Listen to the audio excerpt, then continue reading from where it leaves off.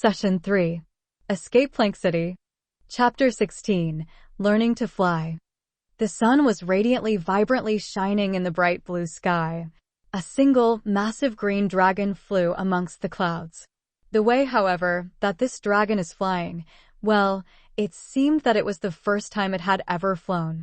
The fact is that it was barely staying up at all, just a lot of struggling to stay aloft.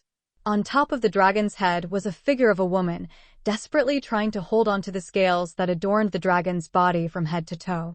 Faint screams of terror could be heard from vast distances as this lone girl hung on for her dear life. The dragon, of course, is none other than our would-be hero, Dirk, and the woman is the young and previously handsome and debonair Valentine.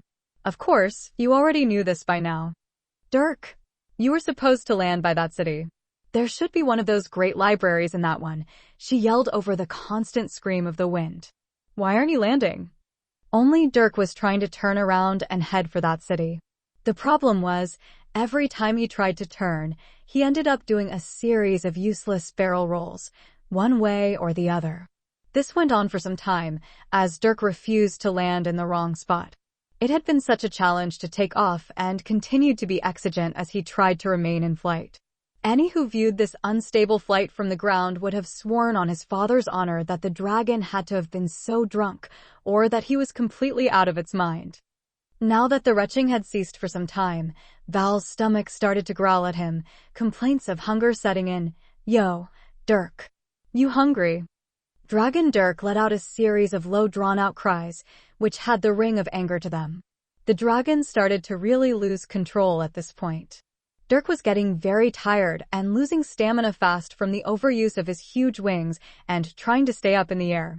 It suddenly occurred to him that he should have tried to do more gliding, but instead he had only focused on pushing and pulling his way through the sky, fighting gravity the whole time. Instead of trying to understand how to fly, since he is not even supposed to be a dragon in the first place. He was supposed to be your typically average, well-built, insanely strong elf. But no, now he is a dragon. Figures though, eventually stuff like this happens. I guess. Almost fainting from exhaustion, Dirk felt his wings crumple weakly to his sides. As his out-of-control flight took a turn for the worse, he was falling. Not only falling, he was crashing, heading straight for the ground. Val found herself feeling relieved as she saw that the approaching ground was not ground, rather it was water. An ocean stretched out below them.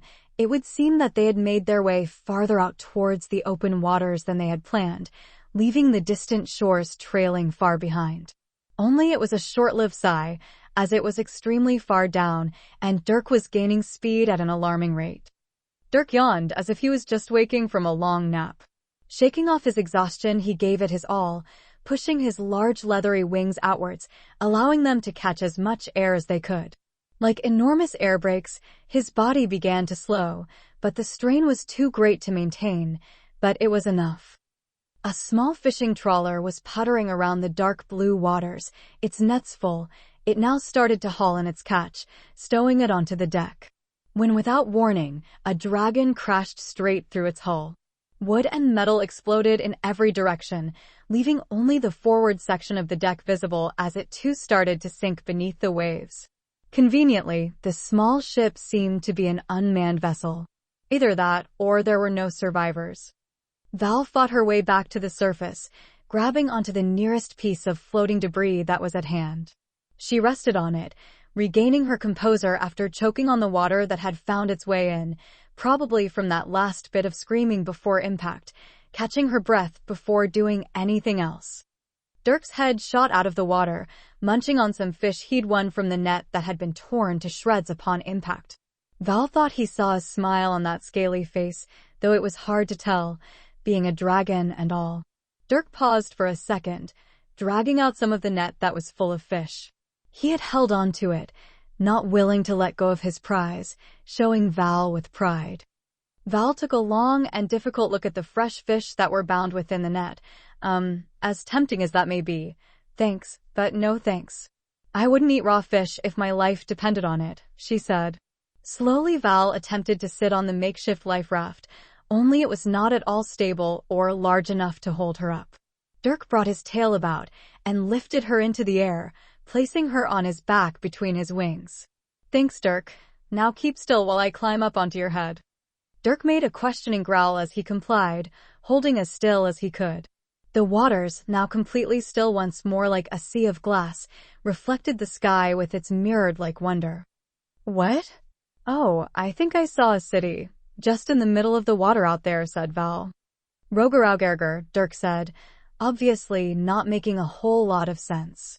But the abrupt shift of his neck brought Val about, placing her staring in the opposite direction.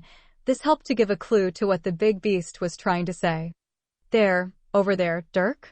That's where the city is, Val asked, hoping that was what Dirk was trying to get across. Dirk made another dragon sound, only it was followed by the up and down shake of his head. The motion almost cast Val back into the waters below.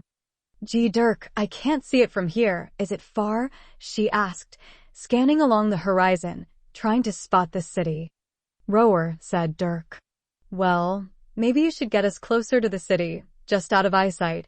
Then, Val paused, thinking on how they should proceed. Yes, then I'll leave you to wait my return.